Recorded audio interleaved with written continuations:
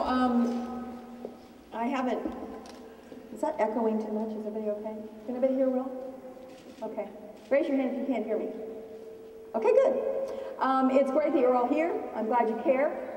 I want to answer as many questions as I can, so I thought rather than me giving a speech, which would be typical at this point, it's important we get to as many of these as we can. And these have all just been dropped in here. I'm going to keep pulling them out and answering them in as short of time as possible so I can get to as many as possible in the time I have.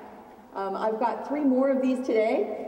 The next one's in Union, Missouri, and then down to Sikeston, Missouri, and then over to Joplin at 6 o'clock tonight. So I don't want you to think I'm trying to rush out of here because I'm going to go home and file my nails.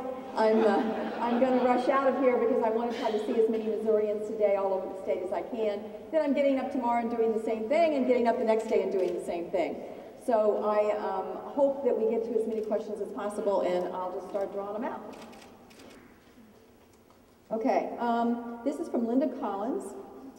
Will you vigorously support salary caps for CEOs for corporations that accepted TARP money?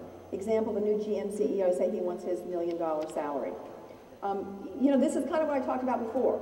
How do we find that balance? I have a bill that was added to one of the pieces of legislation I referenced before that did limit executive compensation. I think it did it in a fair way.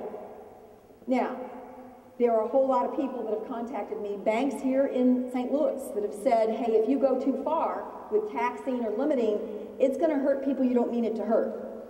Like salespeople who get a very low salary and work on commissions based on how many financial products they sell.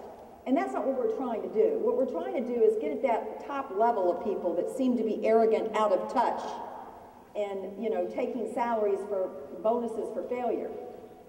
What I think we're about to kind of coalesce around, and we're working on this, we're trying to figure out the right way forward, is that if you get a bonus for performance, like if there's measurable things that you are supposed to accomplish, if you accomplish those, and if you owe the American taxpayer money, then you don't get it until you pay the American taxpayer back, but you can get it eventually.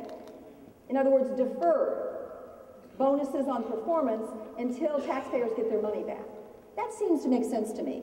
Then you still have the incentive for people to work for performance goals, but you also have a huge incentive for them to pay us back because they don't get their money until we get ours.